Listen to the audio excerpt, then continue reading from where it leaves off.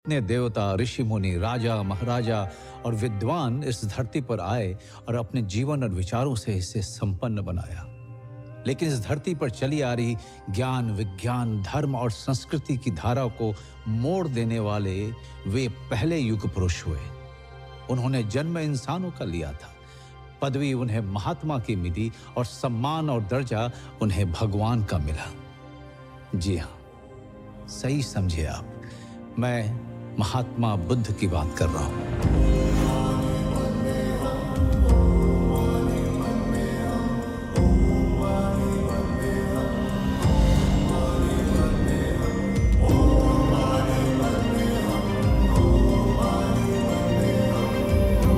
मैं हूं मनोज वाजपेयी और आज मैं आपको सुनाने जा रहा हूं उस व्यक्ति की कहानी जिसका जन्म तो भारतवर्ष में हुआ, लेकिन उन्होंने भारत ही नहीं, दुनिया के इतिहास, भूगोल, दर्शन, आचार, विचार को पहले जैसा नहीं रहने दिया। महात्मा बुद्ध ज्ञान और विचार की ऐसी मशाल बन के उभरे कि सिर्फ भारत तक सीमित नहीं रहे। उनके विचार पहले लोगों के लिए जीने का तरीका बना, फिर मत और फिर वो धर्म बनकर दुनिया भर में फैल गया। Extraordinary circumstances which is challenging the society, there comes an extraordinary personality who gives a new direction to the society and history is created. Buddha came at a time when India was facing a lot of challenges. मैत्री का concept है, जब मुद्दता का जो concept है, then mindfulness है, विपස්සना है ना, ये पूरी दुनिया में इसलिए ये इतना आगे बढ़ी क्योंकि they are so simple yet so logical yet so meaningful yet so effective. राजमहल की संपूर्ण सुख सुविधा के बीच जब जीवन का यह कष्टकर स्वरूप राजकुमार सिद्धार्थ के सामने नहीं आया था, तब भी उनमें एक तत्व सर्वाधिक था, जिज्ञासा का।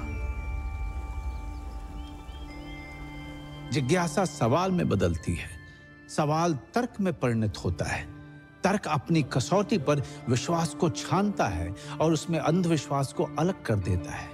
ठीक यहीं पर बालक सिद्धार्थ के बुद्ध बनने का बीज पड़ चुका था। एक आगामी क्रांति की मौन शुरुआत हो चुकी थी।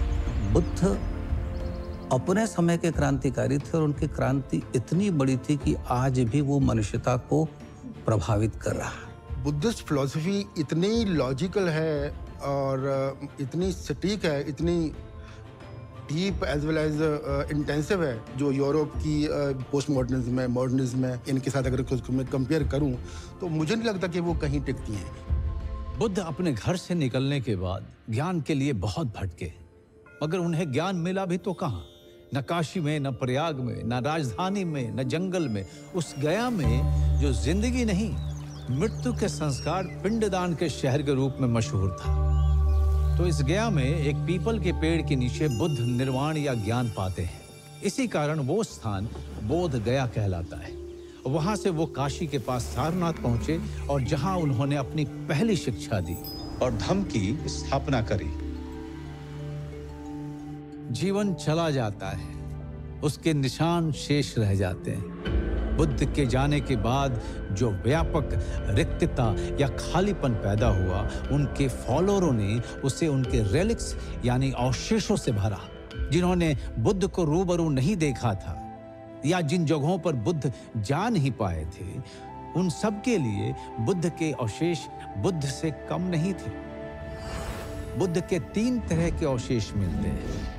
पहला शारीरिक यानी बॉडीली रेलिक्स, इसमें बुद्ध के शरीर की राख या उनके बचे हुए अंग आते हैं। दूसरा पारिभौगिक यानी कॉन्टैक्ट रेलिक्स और तीसरा उद्देश्यक या धम्म रेलिक्स।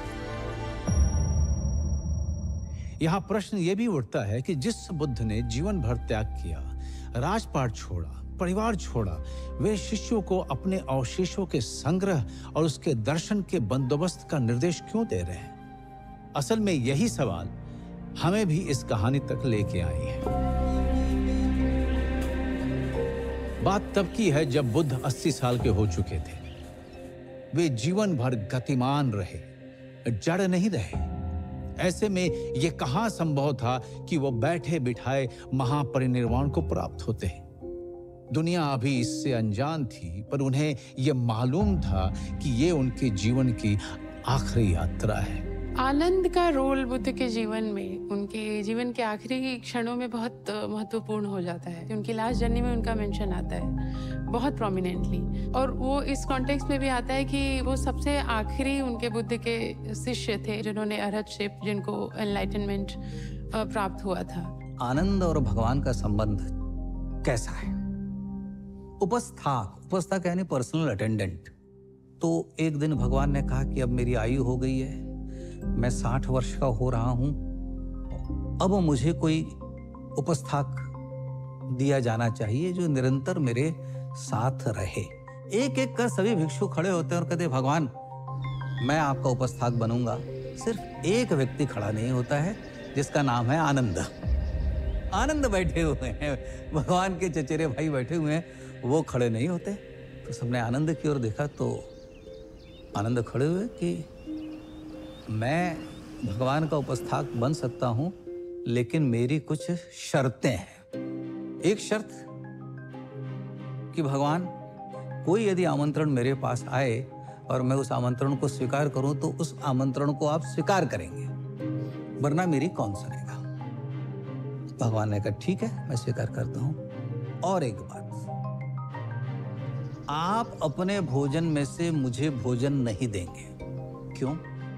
जाहिर सी बात है, ताकि और भिक्षु ये ना सोचें अरे आनंद ने ये काम इसीलिए चुना है कि आनंद को अच्छा भोजन मिलेगा। आप मुझे जहां हर जगह आपको आमंत्रण मिलता है वहां नहीं ले जाएंगे, ताकि और लोग ये ना सोचें कि आनंद ने ये काम इसलिए स्वीकार किया है कि आनंद भगवान के साथ भोजन के लिए। आप मुझे श्रेष्ठ चिवर, अच्छा सिवर चुनकर नहीं देंगे।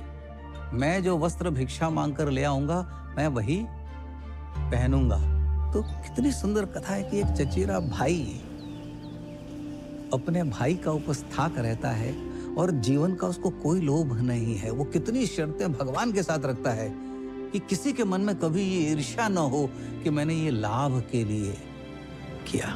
बुद्ध की जीवन यात्रा का फलक गंगा की मध्य और निचली घाटी के इलाकों से होते हुए मिथिला और नेपाल की तराई तक फैला हुआ था। वे लगातार घूमते हुए ज्ञान बांटा करते थे, सिवाय चातुर्मास या वर्षा ऋतु के, जिसे बुद्ध का वर्षावास कहा जाता था। वैशाली की बाहरी सीमा पर बसे बेलुआ गांव का वर्षावास बुद्ध की अंतिम यात्रा का प्रस्थान बिंदु साबित होता है।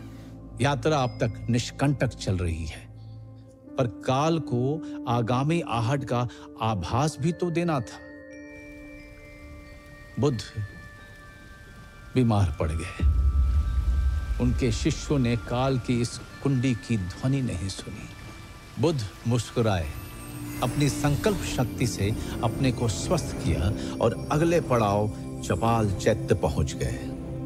बुद्ध जानते थे उनका जाना इस दुनिया और विशेषकर उनके शिष्यों के लिए एक सदमा होगा, पर यदि आगत की पूर्व सूचना दे दी जाए तो वे बचे हुए समय में अपने को इसके लिए मानसिक रूप से तैयार कर पाएंगे।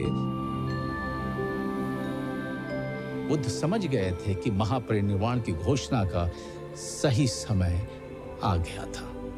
उन्होंने अपने अभिन्न शिष्य आनंद को याद किया। आनंद बुद्ध के साथ 2.5 दशक से हैं। वे बुद्ध के इतने निकट हैं कि अक्सर उनकी बात कहने से पहले समझ जाते हैं। तो बुद्ध ने आनंद को बुलाया। बुद्ध उनसे कहते हैं, तुम बोलो तो मैं इस धरती पर तब तक रह सकता हूं जब तक यह धरती रहेगी। बुद्ध की बात बोलने से पहले समझ जाने वाला आनंद आज बोलने के बाद भी नहीं समझ पा रहे थे। यहां प्रश्न यह उठता है कि बुद्ध ने आनंद से ये बात क्यों कही?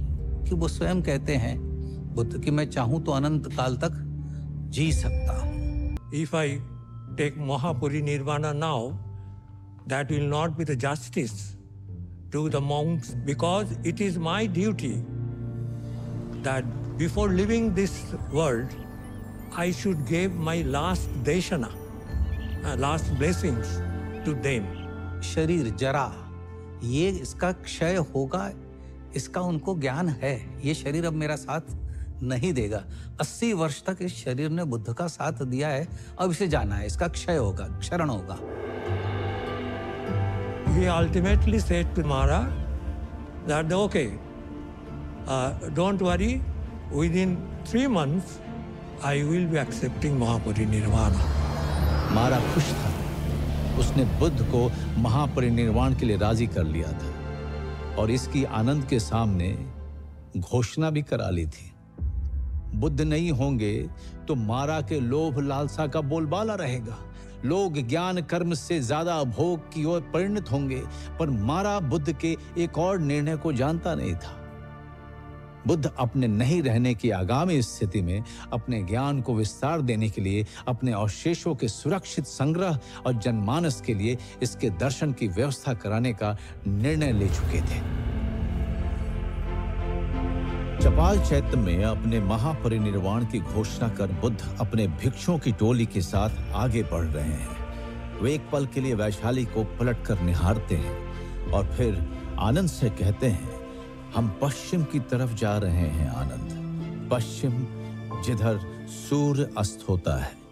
वैशाली को मैं अब कभी नहीं देख पाऊंगा। असल में बुद्ध के महापरिनिर्वाण लेने के निर्णय की बात वैशाली में फैल गई थी।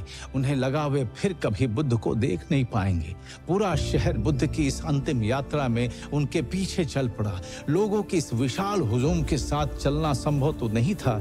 बुद्ध लोगों को लौटने के लिए कहते हैं, पर लोग उनके महापरिनिर्वाण की बात से इतने दुखी हैं कि वे लौटने को तैयार नहीं है। ऐसे में बुद्ध उन्हें अपनी एक निशानी देते हैं, अपना भिक्षा पात्र।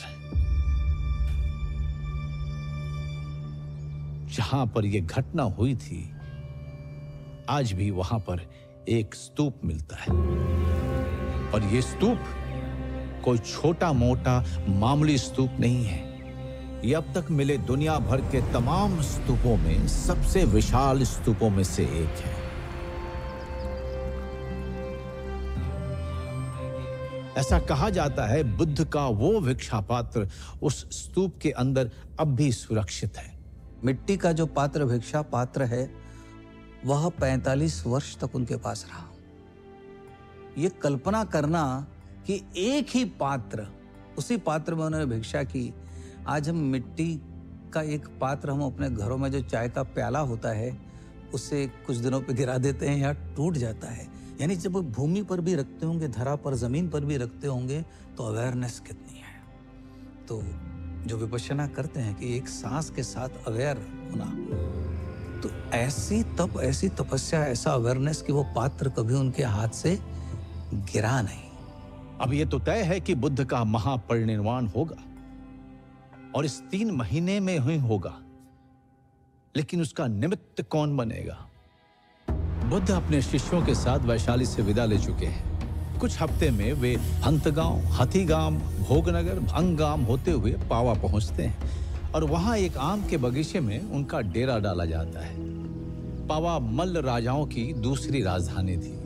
वहां चुंड नाम के उनके जाने माने भक्त का वास था। चुंड धातु के व्यापारी थे। जब उनको पता चलता है कि बुद्ध उनके मतलब अमराई में ठहरे हुए हैं, आम के उपवनों में, तो वहाँ पे वो जाके उनको बहुत प्यार से भोजन के लिए आमंत्रित करते हैं अगले दिन के लिए, और बुद्ध उस आमंत्रण को स्वीकार करते हैं। दूसरे दिन जब बुद्ध वहाँ पे जब जाते हैं आमंत्रण के लिए, तो देखते हैं कि नाना प्रकार के पकवान बने हुए हैं जो उनको परोसे गए हैं। उसमें एक पदार्थ का विशेष रूप से मेंशन आता है, सूकर मत दो और शुकर मत दो। एक और बात जो किसी ने गौर नहीं की थी वो ये